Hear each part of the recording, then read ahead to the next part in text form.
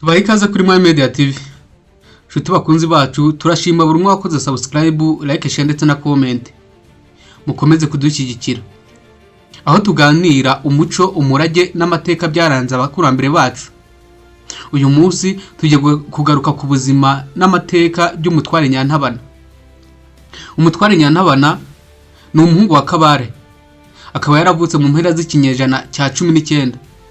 Uyu Rwakagara ni umugabo wahamije imyato mu Rwanda, akaba mwene Gaga rya Muteza Intare. Akaba ari wo mu muryango mugari w'Abega bo mu nzu y'Abagaga. Ni umwe mu Bega babayeho neza bagira n'ibikorwa bikomeye mu Rwanda. Maze agira n'amavugwa y'ikirenga komora ku kuba yarabyaye abana benshi kandi bakaba bihangange ku ngoma z'abami b'u Rwanda. Nka Kigero wa 4 Rwabugiri, Mibambwe wa 4 Rutarindwa, Yuhi wa 5 Musinga, Mutara wa 3 Rudahigwa na Kigero wa 5 Ndahindurwa. Mbibutsa yuko uyu Rwakagara ari ubyara Kabare. Kabare nawe akabyara uyu Mutware Nyantabana turi kugarukaho none.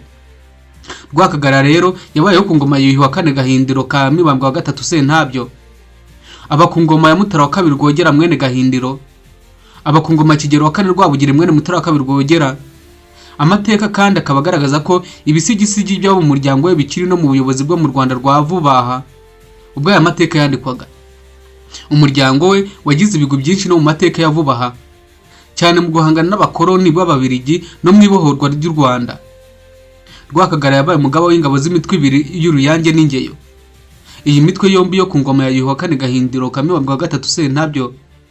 Yanabaye umugaba w'ingabo w'imitwe y'Ingeyo, Abasoni n'Inkotanyi ku ngoma ya Kigero wa 4 Rwabugira umuhungu wa Rwogera. Burya nta mugayo n'ubundi, amavugwa agira aho avuka n'aho avomwa. Rwakagara ari musaza wa Nyiramavugo wa 2 Nyiramongi, wari umugore wa Yuhi wa 4 Gahindiro. Aza no kuba umugabekazi w'umuhungu we Mutara wa 2 Rwogera.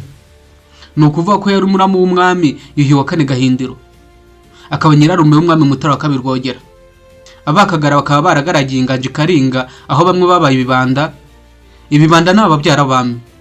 Abatware batwaye imisozi itandukanye y'u Rwanda ndetse bakaba mu mutwe w'ingabo z'ingangurarugo. Uyu mutwe w'ingabo z'ingangurarugo washinzwe na Kigero wa 4 Rwabugiri ku ngoma ya se Mutara wa 2 Rwogera. Mu bihe by'ingoma ya Kigero wa 4 Rwabugiri, benshi mu bahungu ba Rwakagara barabagaba b'imitwe y'ingabo itandukanye yafashije Rwabugiri koramya amahanga no kuyagusha ruhabo.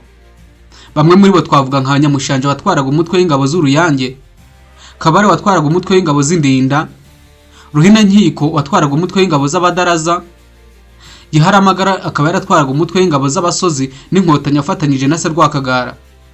Kigenza akaba yaratwaraga umutwe w'ingabo z'Inyantango. Umutware Nyantabana avukana n'umutware rwa Butogo Francisco watwaye Ubuganza bwa ruguru.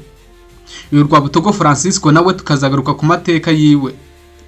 Umutware Nyantabana rero amaze kugira imyaka y'ubukure, yarongoye Nyirakigwene Dansire, umukobwa wa Mpabuka mwene Ntembe ya Rutinywa rwa Sengenge wa Gahaya ka Segisengo cyanzukiza Mutara wa Mbere Semugeshi.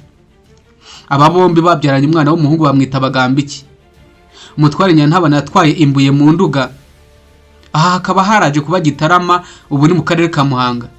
Yitabye Imana akiri muto mu myaka kuko yitahiye afite imyaka 22 gusa. Nk'uko byari bisanzwe muri kiriya gihe, iyo umutware yapfaga byabaga ngombwa ko azungurwa n'umuhungu we mukuru. Ku Mutware Nyantabana rero byabaye ngombwa ko azungurwa n'umugore we Nyirakigwene Dansire kuko Bagambiki yari akiri muto. Nshuti bakunzi bacu rero ngo tumaze kureba amateka y'uyu Mutware Nyantabana, tukabona yuko amaze gupfa yazunguwe n'umugore we Nyirakigwene Dansire. Reka nawe tuzareba amateka yo mu kiganiro gitaha. Haba hari ushaka ko tuzagarukaho cyangwa amateka y'u Rwanda ushaka ko tuzavuga mu kiganiro cy'ubutaha, watwandikira muri comment section munsi y'iki kiganiro.